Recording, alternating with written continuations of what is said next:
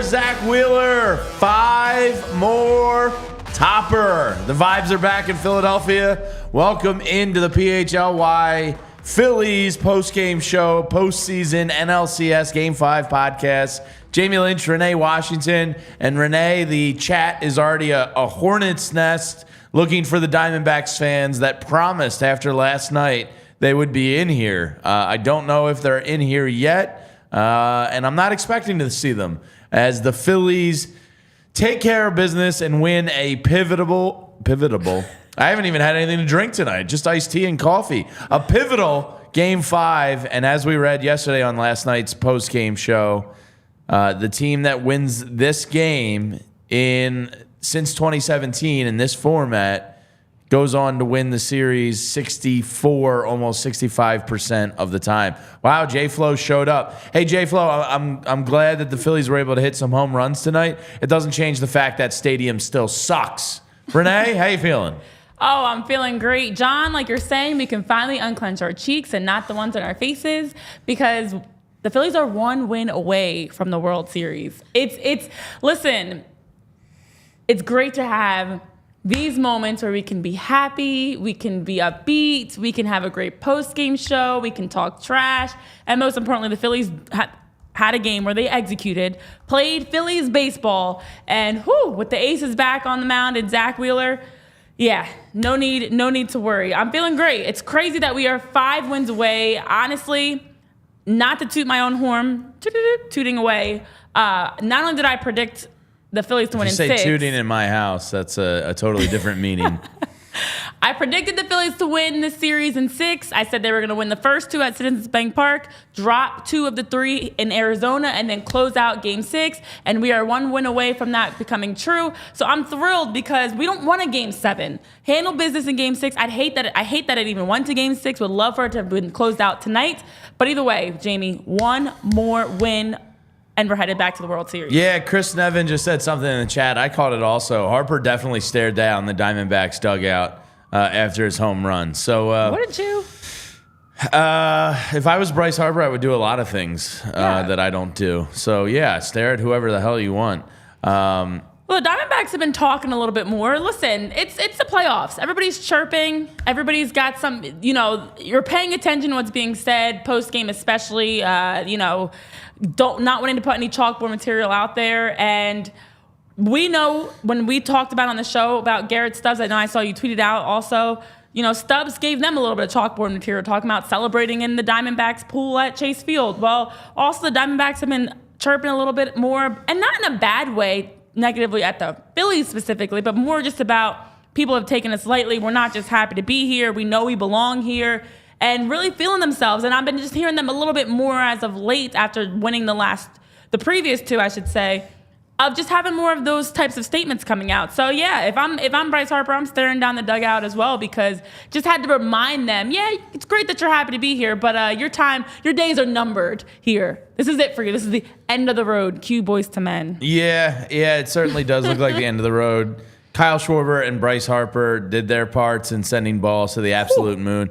But thank God we don't have to watch another game in that stadium. And now I'm just staying consistent because I did it after losses. It comes off as sour grapes. Now I'm doing it after a victory. That stadium sucks. Yeah. Like the depth perception in center field is just brutal. Balls seem to just die out there.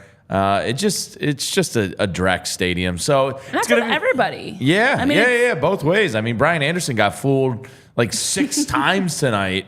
And it did happen. It's going. Yeah, it did happen to be off Diamondback bats most of the time when he got fooled, and he would get a little more excited than he did on Phillies calls. Just saying, but he had no depth perception there, reading balls off the bat in the outfield. Kyle Schwarber and Bryce Harper just. they just hit him so hard that there was really no doubt about it. They wanted to hit him 440 and 460 feet just to make sure, that stupid humidor ballpark didn't hold those balls in. So those two hit absolute piss missiles, and it's great to see. Now Schwarber and Harper are tied both in Phillies postseason history with Jason Worth, and they did it in 12 less games than Jason Worth with 11 postseason home runs. Absolutely incredible what those two have given you the last 2 years. And right on time. Obviously, it's no secret, as we talked about in the last two shows, how the bats and just hitting in general, the at-bats were not great for the Phillies. And today was a day you score home runs. Also, JT with a home run. So that's 3 home runs again. I saw the stat that's the 5th game this postseason where the Phillies have had a game of 3 homers, which is a league postseason record as well that they're up there with. So to have Kyle and Bryce, who are two of the guys that you really heavily lean on offensively, be able to show up. Greg, you're saying they showed up. Absolutely. It's been frustrating watching the at-bats the last 2 games. It's been frustrating watching the Phillies struggle to hit, watching them struggle to score. And today, getting back to that, and you leave Arizona not only with a win, but a win you could feel good about. A solid 6-1 victory where you were in control the majority of the game. It wasn't a down to the wire, hold your breath, coming down to a one-run game, like the last 2. It's a game that you could walk out there, and as you're getting, Zack Wheeler, fantastic job. We'll, of course, get into Wheeler's numbers. But as Wheeler steps off the mound, you're not as panicked. You're not as nervous. So great that Harper and Schwarber were able to hit bombs.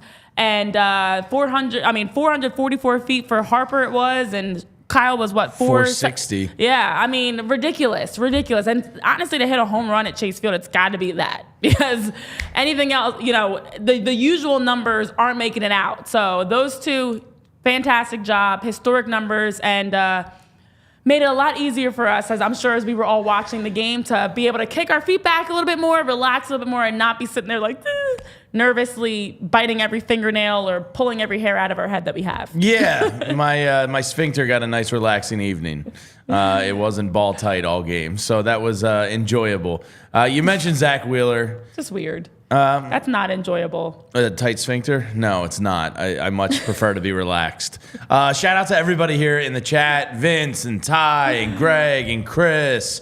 Greg says it's over on Monday. I tend to agree. We'll certainly look ahead to Aaron Nola and what a big game that is on Monday.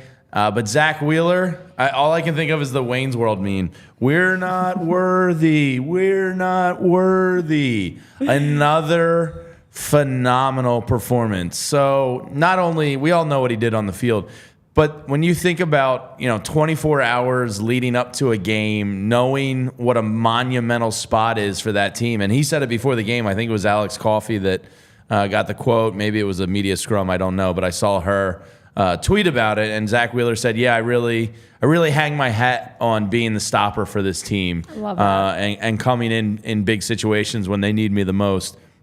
And he went out and struck out 8 tonight. Was phenomenal once again.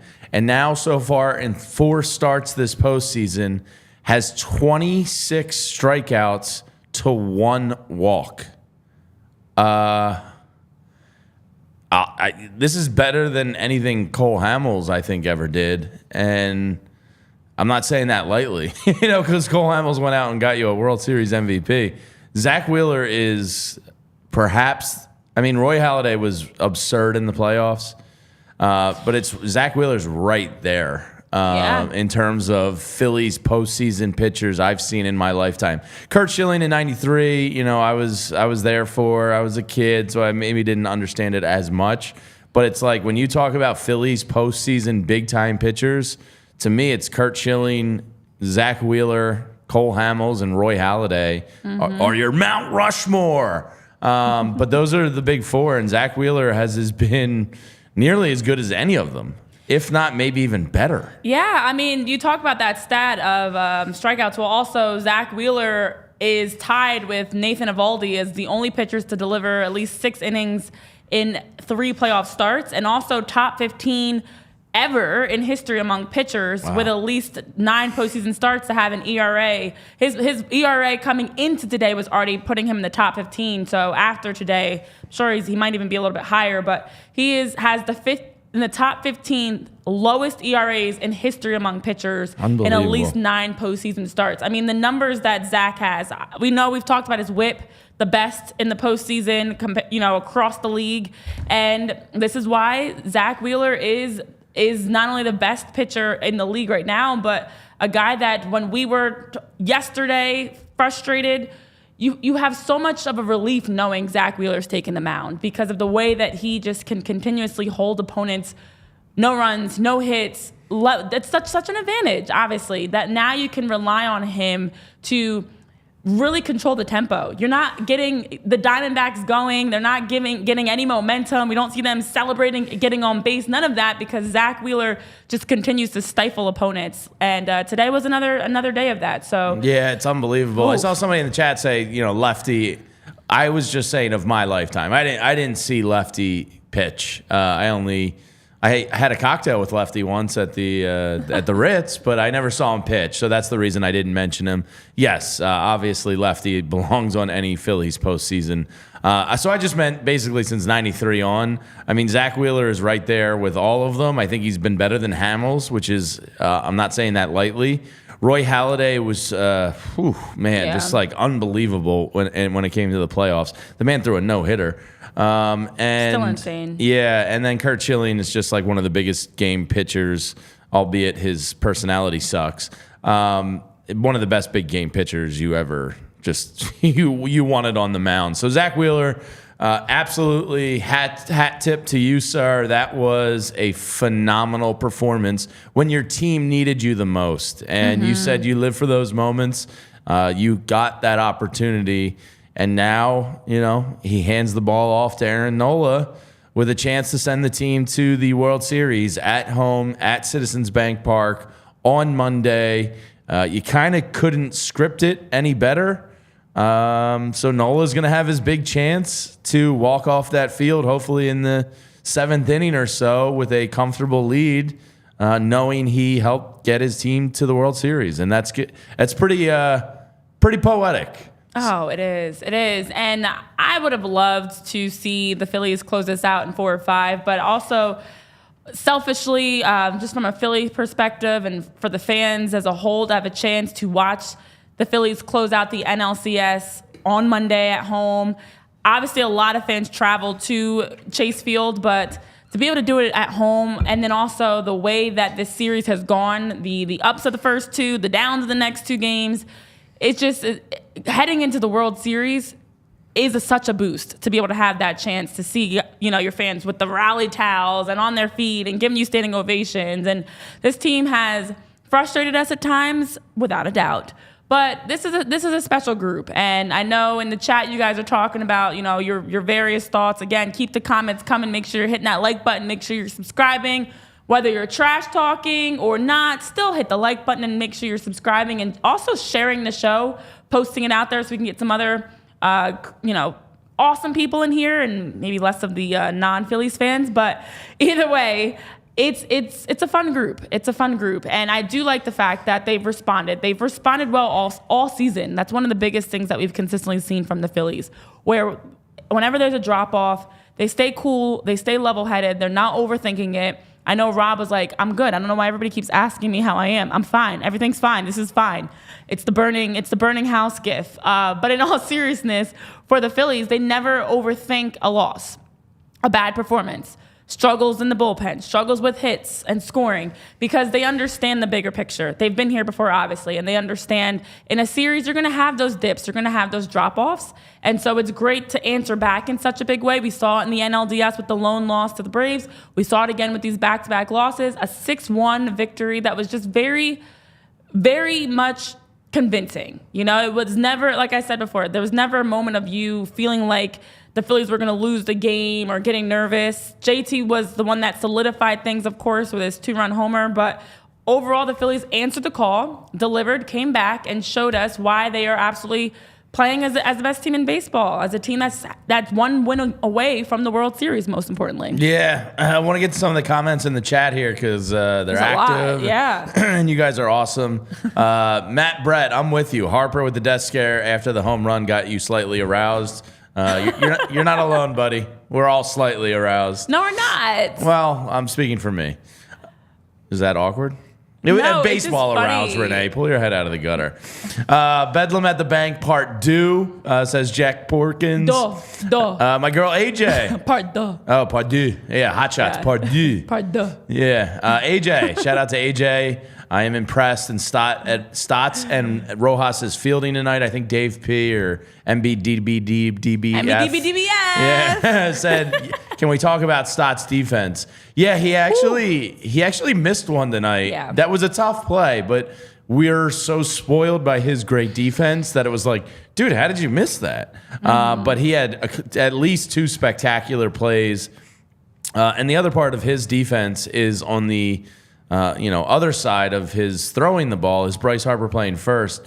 It's unbelievable that guy's only played like 50 games in his career at first base, and he looks as natural as he does. But Rojas and Stott were tremendous defensively tonight. And Tyler and I were talking about it during one point in the game. The Arizona Diamondbacks, I think they were the 6th best defensive team in baseball this year. So like you need good defense when you're playing good defense. If they're going to steal some hits from you, you have to turn around and steal some hits from them. And Bryson Stott and Johan Rojas tonight probably did that. So hat tip to Bryson Stott. He also got the bat going. And I was thinking of the scene from Hook when Robin Williams finally becomes Peter. And the little kid like grabs him by the face and is like, "There you are, Peter." That's what I felt like with Bryson Stott. Like he had a really good at bat and he got the hit, and then he came up next inning and he got another hit, opposite way. And I just went, "There you are, Bryson." Finally. Yeah, and it was so good to feel like you got Bryson Stott back in this series. It was. And listen, I know I definitely am one that has been very frustrated with Bryson Stott. It was like, something's got to change because, maybe it's not a matter of moving where he's at the batting. I don't think that was the case, but it was a matter of something's got to change and that you have zeros all across the box score for the last 2 games. JT should be batting the 4-hole. That's the change. Yeah, that is the change. But for Bryson specifically, you cannot continue to make excuses when you have 0 hits. You're not giving anything in your at-bats. 3 at-bats, 4 at-bats. Nothing's coming from it. And it's just an automatic out. So today was a good day for Bryson Stott on both sides of the ball. And honestly, when you're doing well, making plays, by no surprise, it spills over and you start making even more plays. The catches, the 7th inning play he had to first. Then, of course, he's hitting the ball. All these things, it's contagious. And the momentum just snowballs. And now you're feeling good about yourself. And you're finding yourself getting hits or making plays that you maybe even surprised. So I'm glad that Bryson Stott today was back, had a pair of hits. One of those, of course, the RBI in his 4 at-bats. And on the defensive side, played well, too. So Bryson Stott, welcome back, buddy. Ayo, we missed you. It's been a while. Book, yeah. It's been a while since we've seen you. Nick can still get a little bit better. Nick Castellanos still 0 hits today in his 3 at-bats. Still wanting more from Nicky, but progress because Bryson Stott was at least back. Yeah, let's hope coming back home to Citizens Bank Park awakens Nick. Look, I don't want to talk about the negatives because tonight's not about the negatives, but Alec Boehm is not your 4-hole hitter right now. I know Topper is, some call it stubborn, whatever you want to call it, consistent. I would have JT in the 4-hole game 5. I said it after game 3. It didn't happen, obviously, in game 4. Now it's going on to game 6, and I'm like, can we get Bryce Harper a little bit more protection here? So I would do that, but I'm not the manager of the Phillies. I'm not Mr. Consistent Rob Thompson. But I think Alec Boehm is just kind of a glaring hole in the lineup where there doesn't really need to be one. Just move him down, have JT 4. If you want to keep Stott 5 to go righty, lefty, righty, and then put Boehm back in the 6 and keep Castellanos 7th, or move Castellanos up to 6, put Boehm 7th. We've talked about it. There's been so many different lineups this year. It was almost like an interchangeable lineup at times throughout the season. So I just, I don't want to harp on the negative, but I would make a change. It makes it hard for me to be happy about the positives because whoever the Phillies are facing in the World Series is going to be a much tougher opponent than the Diamondbacks. So I love the fact that it was a nice 6-1 victory today, but when you really pay attention, there's some small things that we're continuously seeing. Bohm is one of them. That's a frustrating point. And let's be honest, if this is Doc Rivers last year in the playoffs and the series against the Celtics, if this is Nick Sirianni in the Super Bowl against the Chiefs, last year when they didn't make adjustments, we called them out on it. A lot of people were calling them out on it because it is up to the coaches to find ways to help your players be successful. And of course, to help your team win games. You're coaching for the postseason. It's not our job to make the decisions. We can talk about all things that we think they should do. But Rob Thompson, at some point, you've got to make an adjustment with Alec Bohm. This is something we've seen continuously. And I definitely am excited that despite Bohm's struggles, the Phillies are able to win. Despite Bohm's struggles, we have so many other positives. But that's one of those things, much like Craig Kimbrel, you don't want to have come back and bite you in the butt. You don't want that to be an issue that come World Series, you're on the wrong side of result because you won't make an adjustment in the batting order. So you can, at some point, things catch up to you. And we always talk about what coaches need to do better or adjustments they can make. And that's what Rob's job is to do. You've got to manage the team, whether it's pumping them up or making adjustments or changing the rotation, whatever it is. You've got to make sure you're always evaluating. And I guess for Rob, he feels like Bohm is right in the 4th spot, but I don't like it. I still don't like it. I think it was Big Mike D said his Canadian kindness is too much. It's too much. Everybody has been saying Bohm needs to be moved down. Listen, it's just a matter of understanding. It's just a matter of understanding players' strengths. And when Nick Castellanos, great example, when Rob had the conversation with him early September after the Braves series about being adjusted in the batting order, Nick took it well. Nick's been playing great ever since. Sometimes guys just need a different look, and maybe coming after Harper's not the look that works for Bohm, especially in the playoffs. So it's not even sometimes it might just be a situation of he probably will work better later on in the batting order. It might feel like less pressure. It might feel like a good chance to reset, get out of his head. And no, I'm not scared at all about anything or anyone because I ain't never scared. What? Do you know that song? I don't know. Should I? It's I ain't never scared. It was Bone Crusher. You won't know it. I stink with song titles as it is. But anyways, no, not scared at all. It's just without a doubt, you need to make adjustments. Adjustments look like a lot of different things as a coach. I've been a coach. There's a lot of different types of adjustments you can make. But a simple adjustment, 2 spots down, Greg, agreed. Yeah, it's not a big deal. Not a big deal. It's not a big deal. No, it's not. And Julia in the chat wanted to know where Liam Castellanos was. He did make the trip. I saw him on the team charter out there. The only conclusion I can draw is that the Diamondbacks didn't want to give him good seats, and they're scumbags and they hate children. So I think the Diamondbacks, probably put him far away from Dad in the dugout. Maybe they put him in the nosebleeds. I don't know where they put him, but it's clear they wanted to suppress his relationship with his father, and they don't respect children, and that's frankly sad. Yeah, it is sad. And what a scumbag it organization. Was Bone Crusher. Thank you guys. It's been a while since I've heard that song. Check that song out. Maybe that's a nice pancake flipping song for you and the girls. Not at all. Don't listen to that while you. But yeah, it's a matter of. So you agree the Diamondbacks hate kids? Is that what we concluded? Yeah. You agree? Okay, cool. I mean, where's Liam? We haven't seen Liam right? is clearly They're there. suppressing him. But they know what that's Scumbags. going to do for Philly fans and everything to show Liam doing his adorable reaction. I can't believe they hate kids like that. And they just hate kids. It absolutely is a fact. They like pools, but they don't like kids. Like what? Yeah, they were like, oh, Devin Booker, Kevin Durant, come right up front. Yeah. But Liam Castellanos, go watch from the parking lot, kid. We have no idea. We have no idea where Liam is. He's somewhere there at Chase Field, and we don't know where he is. We'll find him. Oh, wait, don't have to worry about that now because we're headed back to Citizens Bank Park. He'll be front and center at Citizens Bank Park because the Phillies respect children, and they like to foster great relationships between fathers and sons and daughters. So you'll see Liam on Monday night as Dad goes yard. And I'm also thoroughly impressed by the number of you that know Bone Crusher, because that's pretty impressive that you guys know that classic song. Dun, dun, dun, dun. It's like you break out crumpin'. I ain't never scared. Somebody said that it's from the 2004 Madden soundtrack. Yeah, that's a classic. Hello, Wow. Barbara. Hello, everybody. Glad that you guys are up to the times, understanding the references, and still joining us here on a Saturday night. Saturday, this is the best spot to be on a Saturday. What? Psh. Yeah. Scott G in the chat says Liam was probably somewhere in the dark.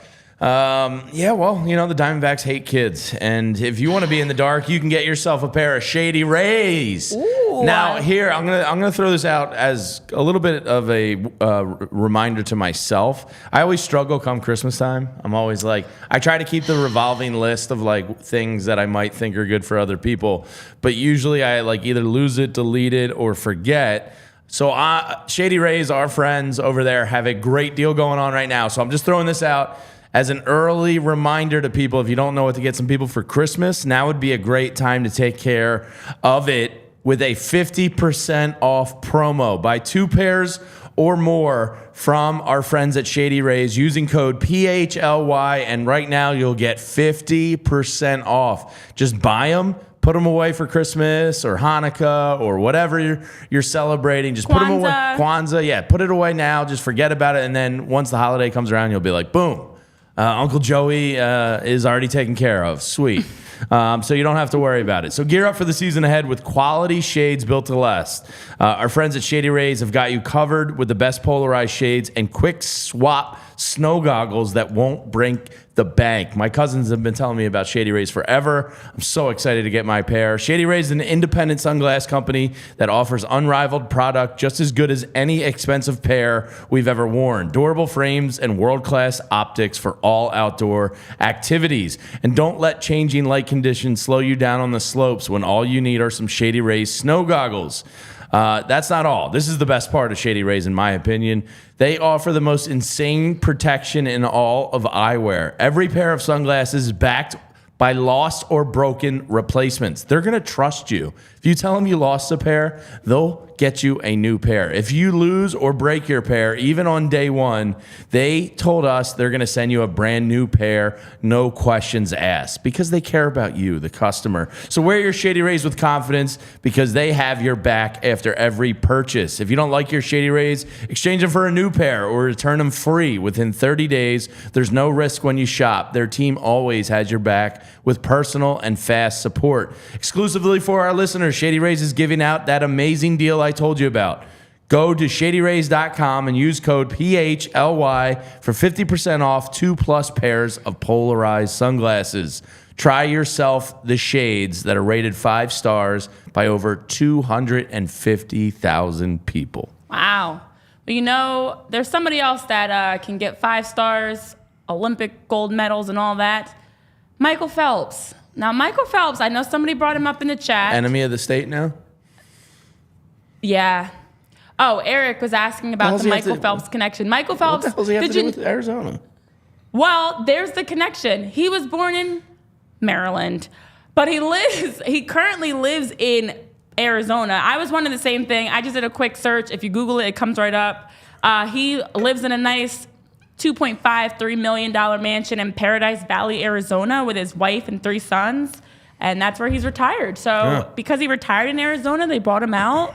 He actually had some cool, his usual. He did his warm-up thing where he slaps his back. Exactly. He did his usual warm-up. His arms were. He still got it, and he just made it look easy. But it's weird because he's from Baltimore, yeah. so he technically is closer to Philly in his connection. And that's what the transplant city does. They don't really have anybody to call their own. It's just all these people that go live there and retire there. Oh, Michael Phelps lives here now. Let's have him throw out the first pitch. Meanwhile, he grew up closer to Citizen Bank Park than he did to. He's probably Chase a Field. Phillies fan. Probably is. But yeah, he did his warm up, and that was interesting. Wonder if he's got a pool at his house, Big Mikey D. I doubt he swims at the pool at Chase Field, though. I don't think he's sitting there. Still kind of wish Garrett Stubbs hadn't said that, but it's all right. Hopefully they'll dodge that bullet. But Lovello, their manager, last night after the game, basically said, yeah, those comments kind of pissed us off and fired us up a little bit. And bulletin board material, I believe, is a thing. When you're talking about like the best of the best, like these guys are the top 1% of all baseball players in the world, most likely. And when you're talking about, you know, that fine a percentage of greatness, like any motivation. You know, you saw Bryce Harper respond to it. Apparently, he's pissed off at the Diamondbacks staring him down tonight. But, like, anytime you give the other person motivation when you're dealing with the best of the best, like, yeah, that can push, you know, things over a little bit. So, Garrett Stubbs, if we get to the World Series and we're facing the Astros or the Rangers, it'll be one of them. Please just sit the media sessions out for a little bit. We all love you. You're the vibes officer of the team. Great time. But, yeah, just you know, no need to make any more comments. Yeah, no need to make more comments and add fuel to the fire. He probably was drunk, AJ. He probably was, honestly. Shout out, I see Courtney Harden, a friend of mine, in the chat as well. I see some other new names. Dak Salmon. Is it Salmon or Salmon? Dun, dun, dun. Brahma Bull there as well. Some new names. And even we're converting some people. I see Jay Flo's asking about what the bullpen's going to look like and who's next. I mean, it looks like we're slowly converting Zack some more Wheeler. people Yeah. over to being Phillies fans, or at least PHLY Phillies podcast fans at the very least. But yeah, it is interesting. I know everyone's still talking about how they don't like kids out there. It's honestly it's the only conclusion I can draw. Well, one thing I noticed the times that I've been out in Phoenix and that whole area is it's a very big sugar daddy area, to be honest. And yeah, like it's a little odd. So maybe they don't like kids because it's a lot of creepy, old, perverted, older men that are dating. Like I honestly, when I was there, a quick side story is I saw a lot of people that were out with a significant other, and I thought it was their child. And I was like, they don't look related though, because it'd be like completely different genetics. And then I'd sit down and I was, you know, I'm a big people watcher because who isn't? And I was watching their manners and like, oh, they're together. And it was these like gray haired, not even silver foxes, not even good looking older men, just very old grandpa looking men with these deep pockets and deep colostomy bags. Young college looking kids. And I'm like, what is happening here? So maybe they don't like kids because they're secretly perverts and they really just like barely legal women. I see no holes in your theory. So that's what I got. We're just going to go with that. I know. That's what I got. Somebody in the chat earlier was asking about Rangers or Astros and home field advantage. So real quick, let's just break this down because it does affect Monday's start time. So I probably need to move there to get my Bills face. Hey, Scottsdale's a very wealthy area. There's some nice houses out in that Scottsdale, Phoenix area. That's why they have pools in their ballpark. Yeah, you need pools are mandatory out there. It's wild. Otherwise you're gonna die in that 100-degree weather. Yeah. Plus you've got old men out there, so they need to sit in a pool. So here's the situation: the Astros are up 3-2 versus the Rangers. That game is being played tomorrow. Now, if the Astros win, they'll obviously be in the World Series, which is horrifying because they're Dracula. They just don't go away. But if they win, there is no Game 7 for them on Monday. Then the Phillies game, which is scheduled at 5:08 on Monday, will be moved to 8:08. So I think I speak for most people because I was just drinking coffee at 10 o'clock at night. Let's go Rangers tomorrow. Obviously, you want whoever's going to be in the World Series to push their bullpens and their starting rotations to an even playing field with the Phillies. And Zack Wheeler was huge in regards to that, which we'll get into in a minute. But Renee, I desperately want a 5 o'clock game on Monday. So let's go Rangers, please. Can you get a W tomorrow for us? Please. It means like a couple more hours of sleep for me, and I'd really appreciate it. Tyler, do you know the pitching matchup tomorrow? If you can pull that up, that would be awesome. While you're pulling that up, one of the things I always love to root for is just the other series to go as many games and as crazy of games as possible.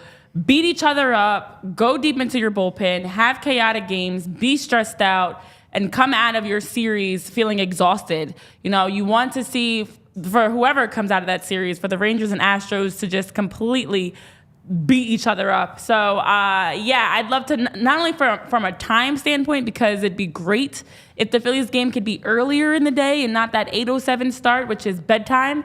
But on the other side of it, definitely don't want it to be a easy, close it out in 6. So this is a big game tomorrow. It's Uvalde versus Framber Valdez. So that should be a really good one. And Barbara Carroll just asked, who has World Series home field? Well, if it's the Astros that are going to the World Series, the Phillies will have home field advantage, meaning games 1, 2, 6, and 7 will be in Philadelphia. If the Rangers make it to the World Series, the Rangers, who took the season series from the Phillies, I think it was like the second or third series of the year, maybe the second. The Rangers won that series. All 3 teams finished, I believe, with 90 wins. So it came down to season series. You have it over the Astros. You don't over the Rangers. I flip-flopped on myself. I said I wanted the Astros like a week ago if they made it to the World Series. I think I flip-flopped back to the Rangers. Either one's going to be tough. Yeah. The scary part of the Astros is they just don't die ever. Yeah. Honestly, it's gonna be hard regardless who you're facing, and so that's where there's no fear or preference. It's just going to be a tough World Series. Joseph, I know you're talking about this tough 5 o'clock start. Speaking of difficult, listen, a 5 o'clock start is definitely hard for people who work. We all work. We're working right now. Actually, you're sitting at home, and we're still working at 11:42. But what's also tough is when you have an 8:07 start for everybody. That means you're not going to bed. Look at us right now. It's Saturday night. This game actually ended a little bit earlier than yesterday's game, but we're sitting up on a Saturday night still talking about the game. You were still watching the game, which means you're going to bed later. So it actually all sucks, to be honest, work-wise. But that's the beauty of the playoffs. You don't really sleep. You stay up late. And, it's definitely makes it tough, whether it's a 5 o'clock start or 8 o'clock start, because it's either the front end or the back end. But it still makes for some long, long days. I know Lisa was also talking about trying to jump on the bandwagon with AJ of getting a sugar daddy. I hear there's always sugar daddy applications. Do your thing. Do your thing. Girl. Whoever else... Whoever else needs some insight on where to go to get a nice sugar daddy, I may Isn't know there some like places. a sugar daddy app? Oh, there's a lot of sugar daddy things out there. It's a whole world that's quite scary and weird. Is it just sugar mamas? If I wanted to go, pursue somebody, if my family left me, I wanted to go to the desert. I don't know what it's like for. What is that? A sugar mama? No, it's cougars. Cougars? Right? I don't know, mama. I don't know. It's not sugar mamas. I mean, right? I've always heard cougars or sugar daddies. I don't know what it's. What is what it's called to be a woman that's the one that's paying. Is it sugar mama? Sugar mama? Definition and meaning? I don't know, but it's not. Wealthy woman who spends. It's the same. Okay. Sugar mama. I guess. Yeah, I have heard you can be a sugar mama. Yeah. I've heard that, but yeah, it's Phillies after dark. Look what Phillies wins do to us. We go down weird rabbit holes. Oh no! We are getting rough around here. Holy! Oh no! Of course, Eugene Krabs does not need much to get him going because he's always ready to drop in some foolishness on any show of any sport. Holy moly. I see my buddy Eric in the chat. Tyler, can you scroll up just a little bit? Hopefully he's not joining in on this conversation. He said Eovaldi has been tremendous this postseason. There's going to be a Game 7. And he just said, scroll down, Tyler. It's Banana Man PSU. Sorry about your Penn State loss today. That was really bad. Well, True story, we match up better downs with the Rangers anyway, is what he says. Penn State was historically bad on third downs today. Can't win a game that way. Tyler has a note up on our screen here that says, would you like an insane Zack Wheeler stat? Tyler's ready for you with a crazy stat. I would love an insane Zack Wheeler stat. This is off the charts. This is one of the wildest things I've seen, right? So there's been a lot of wild stats with this team in general. Wow. So there are 2 pitchers in Major League Baseball history with more than 60 career postseason innings, at least a strikeout per inning pitched, a sub-1 whip, and an ERA of under 2. Obviously, this is going to lead to you knowing who the one is. I think it's Zack Wheeler. It is Zack Wheeler. Oh. How Say about that one more time. 60-plus career postseason innings, at least a strikeout per, so at least 60 Ks in 60 innings, a sub-1 whip, and an ERA under 2. Wow. So Zack Wheeler is one of them. Can you guys guess who the other one is? Cy Young? No. I mean, it's a fair guess, but no. I'm going to go Nolan Ryan. So it's the guy that Bob Gibson? It's the guy I believe to be the greatest pitcher of all time. It's Bob Gibson. Bob Gibson. Oh, wow. That's the company that Zack Wheeler finds himself in. That's quite a stat. Like, I don't know. Like, I kind of believe in like Scott was saying Gibson, Scott G. Yeah, I kind of believe in like baseball justice. And to me, baseball justice, like with the company some of these Phillies have joined in the history of the game, whether it's Zack Wheeler or Aaron Nola. Could be Zach Nola at this point. Schwarber's now, the most left-handed home runs in postseason history. Harper and Schwarber are already taking over like the team. Like Ranger Suarez is up there with like Steve Carlton and other like Mariano Rivera type of numbers. Baseball justice just says this team deserves a freaking ring. Like, there's only so much historical things you can do and not win. Like, it just, I don't know. It just seems to me like there's so many great things happening this postseason. They really deserve a ring on their finger, as Nick Castellanos would say. If you like it, then sure to put a ring. That's a really hard finger to. It is. That's why my middle finger just came up. There's a lot of really fantastic stats that you're talking about, Banana Man, that have been historic. First, only one, breaking records, making records, and that makes me nervous though, because how many times do we see teams that have these historic seasons and it doesn't end in a championship? So I am just hoping the Phillies can maintain this. You've got 5 more victories that you need. That's it. 5 more, Topper. Because you'd hate to see after this type of a season that things do not pan out with a ring. Oh, that is a hard finger to hold up. The other ones I can do it better with my left than my right. I can't do it with my right. I think I broke this knuckle. I think you got to hold the other. Like my thumb has to hold them down. Yeah, it's the only Otherwise, way. they all pop up. But yeah, you know what else can pop up for you? Deals and discounts, baby. I was about to go somewhere else, but AJ, sit this one out. At FOCO, I'm talking about. And popping up with some deals. There it is. I just lost Tyler on that one. Yeah. Because yeah. At FOCO, you can use that code PHLY for 10% off. And you can buy anything that you want popping up on your shelves. Merchandise, collectibles, toys, your overalls, whatever it is. FOCO, go get some great merch, rep your squads, and use that code PHLY for 10% off. And AJ Jones, you are literally taking this chat and you are making it, it's going left. Everybody else is just, yeah. Oh boy, we have reached officially the point of PHLY Phillies podcast after dark. Yeah. Brace yourselves, mom, dad, all of our moms. You're right, family, Nikki. We just need a couple bombers to appear, and all will be well. Patrick Spears says Hoffman has been an absolute stud, and he has. He has been. I was kind of surprised they went back to him tonight because he threw 25 pitches yesterday, which is typically a lot for a bullpen guy. But it's all hands on deck. It's the all-important Game 5. So great to see that out of Hoffman. Alvarado was warming up. So although he's pitched pretty much in every single game, his pitch count hasn't been incredibly high. But it was huge that Wheeler did what he did tonight because you didn't have to use Ranger Suarez. You certainly didn't have to use Orion or Craig Kimbrel. Hopefully we don't see them in Game 6.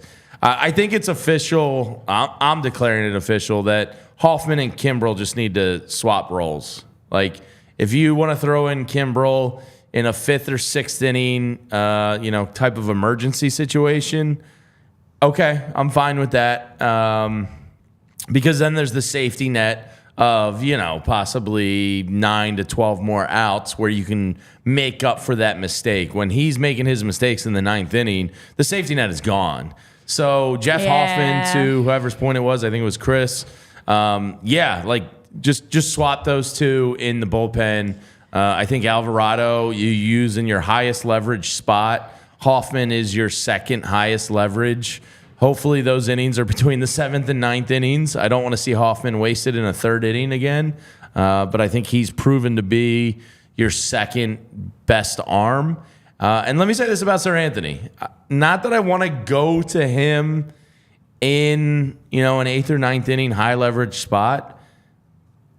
I'm going to duck, I think, maybe from the comment section, but I don't think he's been that bad lately. Sir Anthony's throwing, he's hitting 99, 100 again. There was, a walk or two. He wasn't hitting his spots, I think, last night or the night before, whatever it was. My brain's kind of a mush here. But I think Sir Anthony's kind of inching his way back a little bit. But it's going to be real interesting to see how he handles this bullpen. And thank you, Zack Wheeler, for not forcing them to use Ranger Suarez tonight, because I was thinking I was like, oh, man, are they going to bring in Ranger for the save? And then they showed Ranger throwing in the bullpen. Apparently, it was just his side throw. So it didn't, ever come into real consideration. But thank you, Zack Wheeler.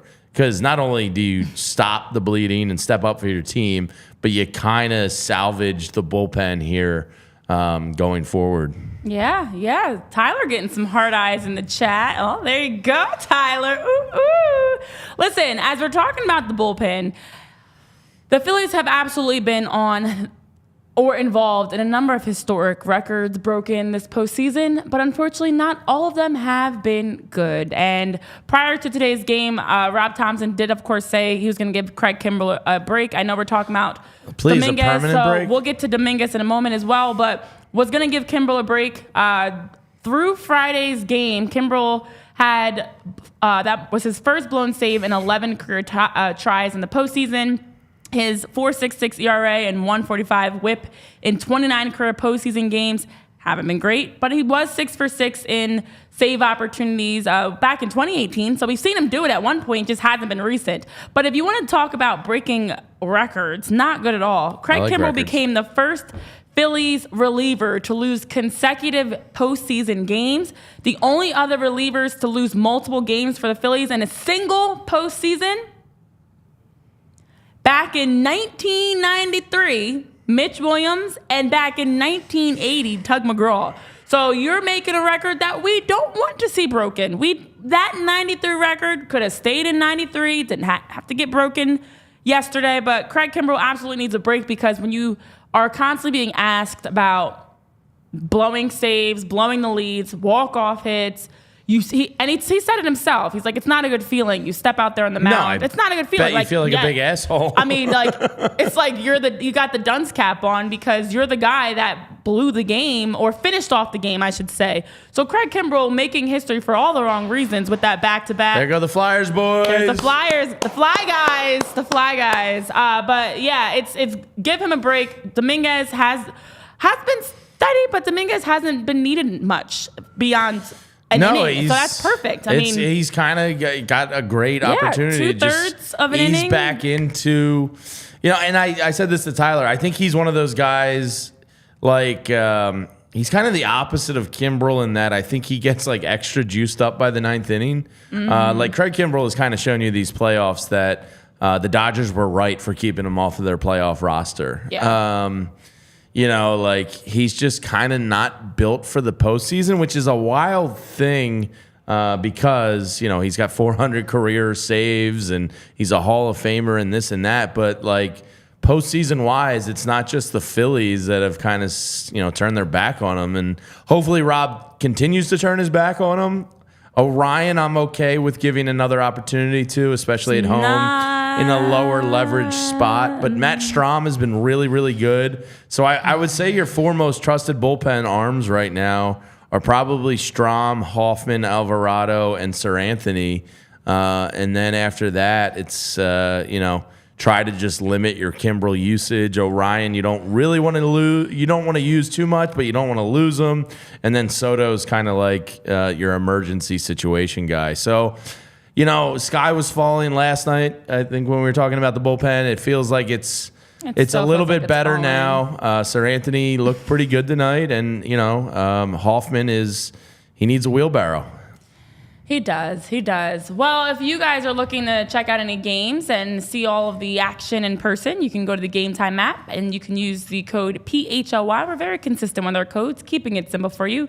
And that code PHLY gets you $20 off at the GameTime app, so you can check out any playoff games, regular season games. You've got the Flyers and hockey season's underway. They're about 5 games in now. Of course, we're in the playoffs for the Phillies, the Union, blah, blah, blah, nearing the playoffs as they clinch a number 3 spot. The Eagles are rocking and rolling, so plenty of games to watch. And, of course, the Sixers getting started, too, in preseason action. So head over to the GameTime app. Use that code PHLY. Makes it easy to buy your tickets, concerts, games, whatever it is you're looking to go watch in person. And you can get a nice $20 off your first purchase when you are a new customer. But I will say I'm not fully confident in the bullpen yet. Because I just obviously, my eyes bother me. Sorry, I'm going blind over here.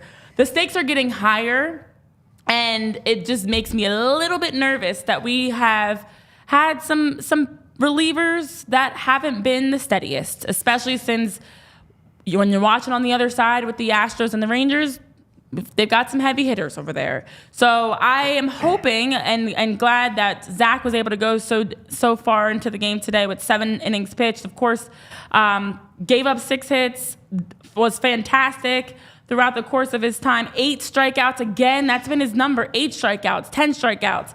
It's been great to see Zack Wheeler be able to carry the bullpen so deep into the game. And now you don't have to have, as of yesterday was 14 pitchers between the two teams. Today, the Phillies only had to go through 4 different pitchers. So great to kind of reset things, because going into Monday to close out, you want to make sure you're back on that routine. A lot of guys were using the bullpen, obviously, yesterday. So I think today for Zack Wheeler, not only getting the win, but also to reset the things was so needed to now have Aaron Nola start Monday and things be back on track for the Phillies bullpen.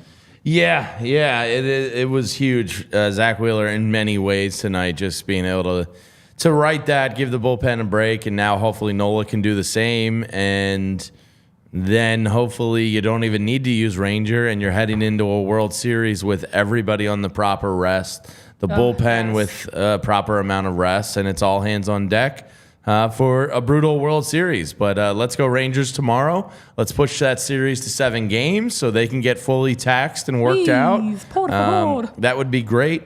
Here's a stat, a little Kyle Schwarber baseball porn stat for you. With his home run in NLCS Game 5, Kyle Schwarber has moved past Albert Pujols and George Springer on the all-time postseason home run list. He's tied with Derek Jeter at 20 home runs.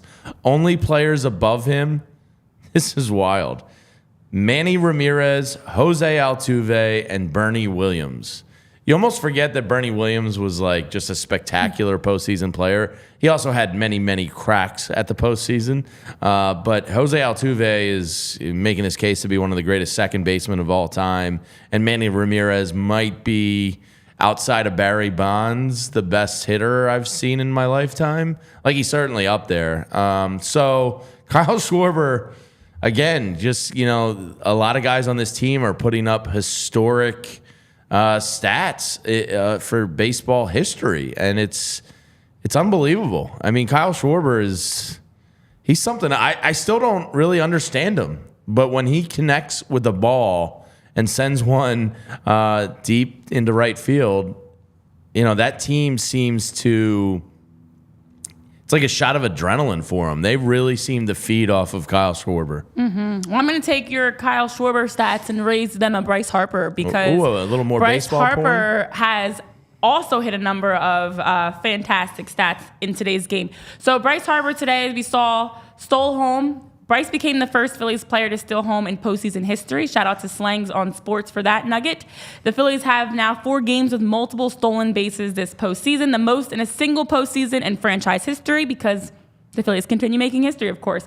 And Bryce Harper's stolen base of home was, as mentioned, this is a wild one. Yeah, first in Phillies postseason history, 22nd in postseason history overall, 9th in the postseason in the divisional era, and the first since Randy Arozarena. Sorry if I said that incorrectly. No, you did. They pretty in damn good. 2021, in the ALDS Game 1, and Bryce became the oldest player at the age of just 31, which is not that old, guys, to steal home since Jackie Robinson. Of course, Jackie Robinson at that time was 36 years old. Yeah. So Bryce Harper with some fantastic stats of his own around stealing home, and as we already talked about, Bryson and Kyle both making history with the amount of postseason homers they've had, and franchise postseason homers that they've had. So it's just great to see all of these firsts and first since this and new record for this. But also on the other side, a thing that I also enjoyed, and Alex Coffey was sharing this in an article written prior to the game. Brandon Marsh was talking about how all day today he's just been dancing. The energy was there in the weight room. The vibes were up. They were listening to Waka Flocka. I love a good Waka Flocka Flame. They were dancing all day, high energy. And that's something that I know we talked about yesterday in the postgame show as well. The little things, the controllables, such as being high energy as you're going through your pregame routine, goes such a long way. And I felt like today you could see the difference for the Phillies, where it just felt like there was more intensity and energy from the beginning, but then also all the way through and no drop off. That even if there was a bad call, an error, a play they didn't like, they still were. You didn't see any dip in how they were cheering for each other, talking to each other, just keeping each other locked in and focused. So as much as we love the stats, I love even the simple fact that Brandon Marsh was talking pregame about just the energy prior to today's game, because it felt like it carried over. And he said he was dancing all day. Didn't mention if he was dancing on his own, Martian, but I doubt he was dancing on his own. It doesn't seem like he's ever dancing on his own, literally. But yeah, this is what you need from the Phillies. Make history, but also make sure you're doing the little things of getting each other not too high, not too low, stay in even keel with that energy and intensity throughout the game. And that is when great things happen for the Phillies. Yeah, and I think they'll have that energy and intensity and focus coming back to Citizens Bank Park. Oh, yeah. My early gut on Game 6 is it's over. I think kind of Tyler and Renee, I don't want to speak for both of you, but I think you both agree. Merrill Kelly, he was pretty solid in his game here in Philadelphia last time, but it didn't matter. I expect Aaron Nola, and this is crazy from where he was earlier this year and his inconsistency throughout, but I expect Aaron Nola to go out there and be great on Monday. And that feels pretty good to say. Somebody in the chat earlier, it was a long, long time ago, but it kind of stuck with me, and you're right. I think he made the comment of, Aaron Nola, please keep outpricing yourself from the Phillies, because that means you're going out and getting huge postseason wins. Every win for Aaron Nola right now is just a ka-ching, ka-ching, because he's probably going to be you could make the case he's the top pitcher on the market when it comes to MLB offseason. It's going to be him or Blake Snell. Mm-hmm. I think Snell has had a better year, obviously, but Nola's probably had a better career.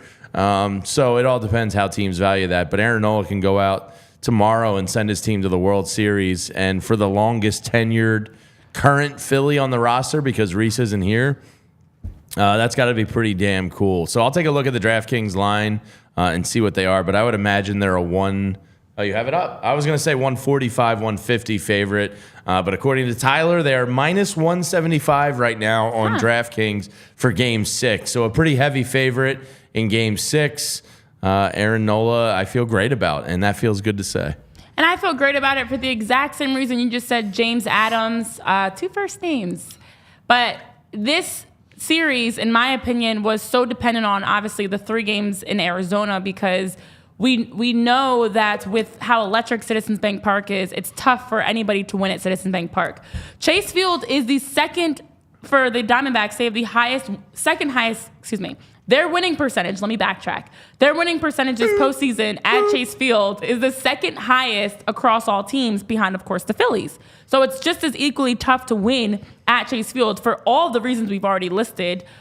How big the ballpark is, the lights, the air being so dry in Arizona, whatever you want to name. There's a lot of reasons why it's tough to play at Chase Field, but it's even tougher, of course, to play at Citizens Bank Park. So with 4 games this series, if it went to 7, which it won't, being at Citizens Bank Park, it was important for the Phillies to get one. I, of course, predicted they were going to go 1 of 3 in Arizona. That is exactly what happened. And it definitely sets up now to win Game 6. I don't see this going 7. I agree with you, Jamie. I feel confident in the Phillies to close out on Monday.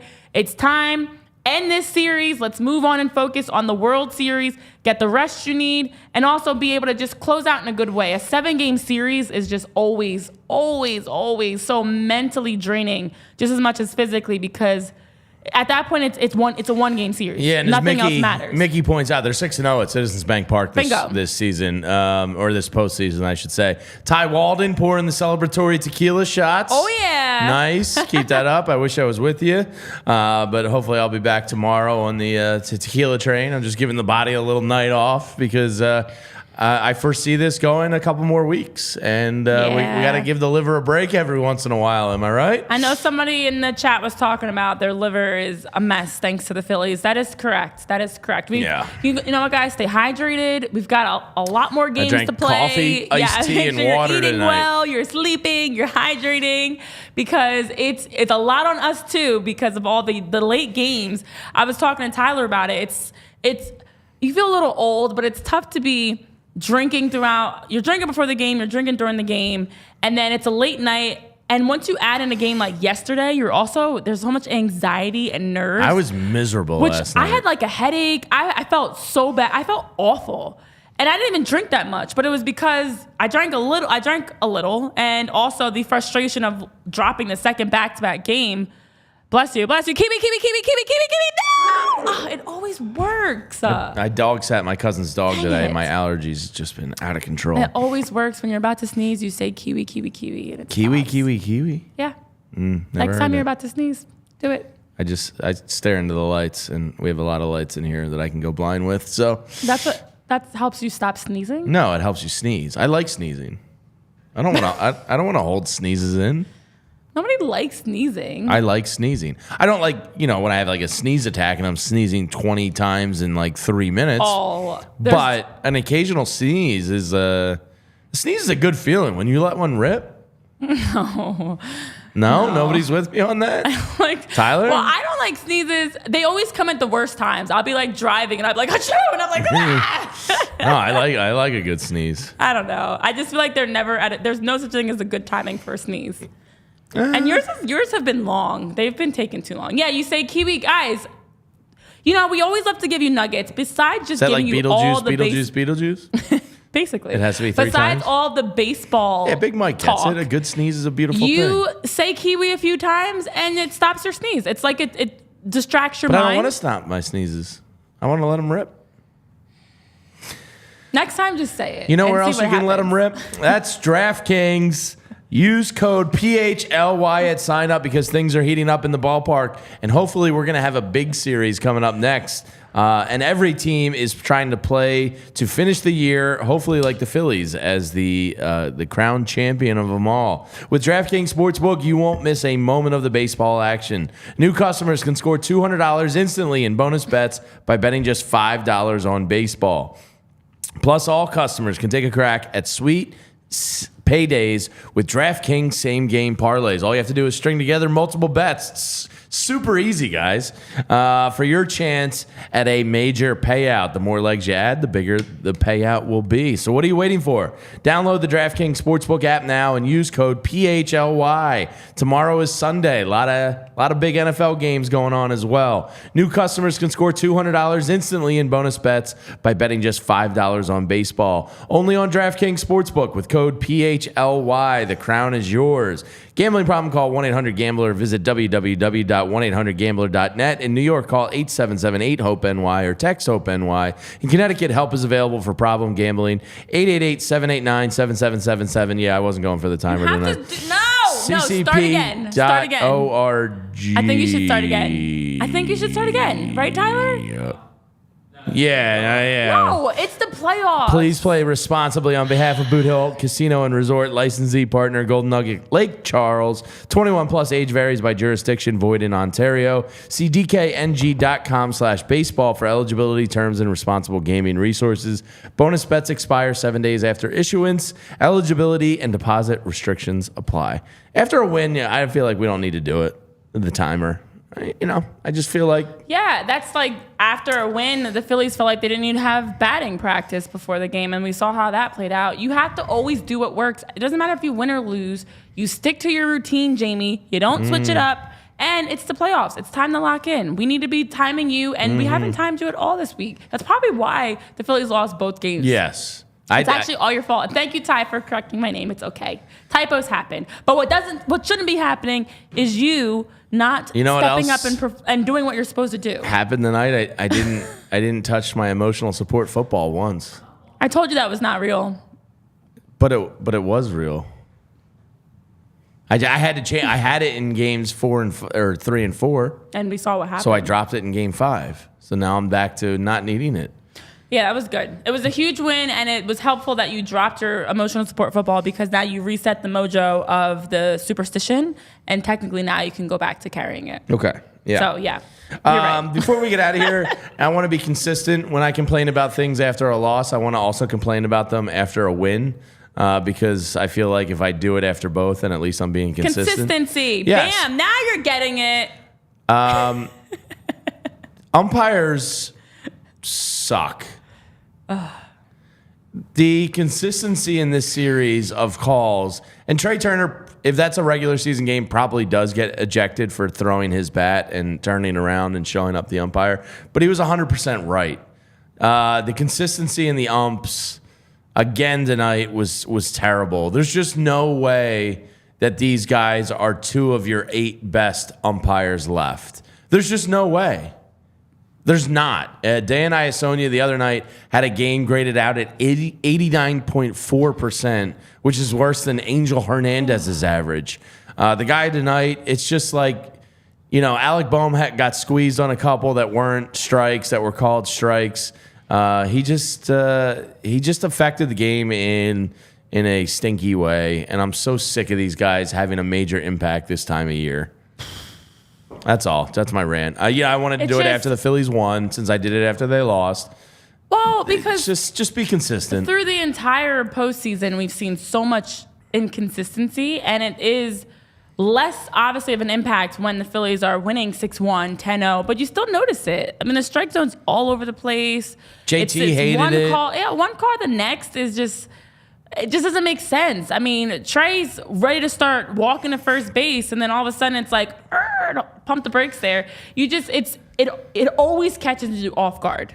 Always, because it never makes sense. And that's why we are consistent with the things we can control, like timing you, because it's frustrating when you see things that are inconsistent. And that's the umps. They're all over the place. Yeah. They're like a sneeze. Out of control, random, catching you off guard. You never like it. And no matter how much you kiwi and try to talk them away, the umps will always get you and have you shaken up a little bit.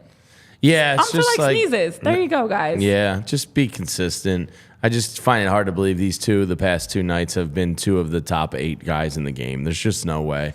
But we will be back on Monday for sure. Tomorrow I will be back because I can't quit this place for Eagles pre and post game. Look, when the Phillies and the Eagles are, the desire of the nation to be seen in prime time, it's a heavy cross to bear, but I'll certainly bear it if it means the Phillies are going deep into the postseason and the Eagles are playing in prime time. Sure.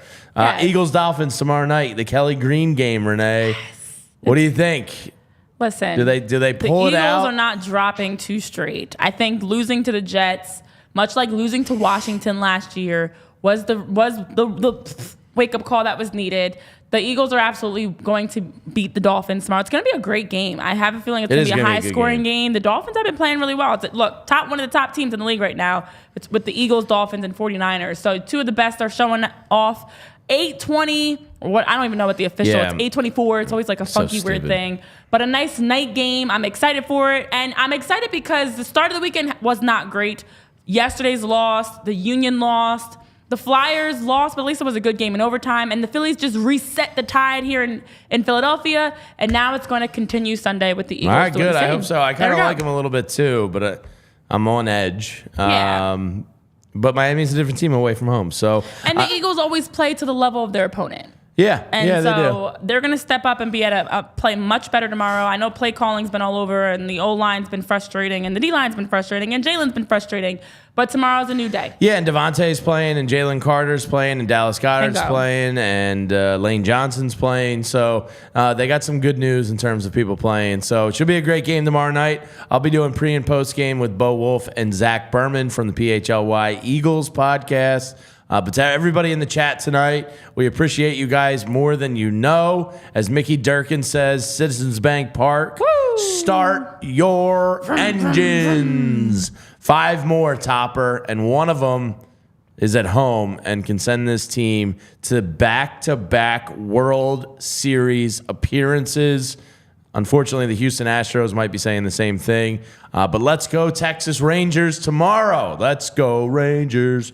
But for Renee Washington, Tyler Zulli, everybody here at the PHLY studios, we love you. We thank you for tuning in. Let's go Phillies. 5 more, Topper. Everybody get some sleep. We'll see you soon. We all silly like the mayor.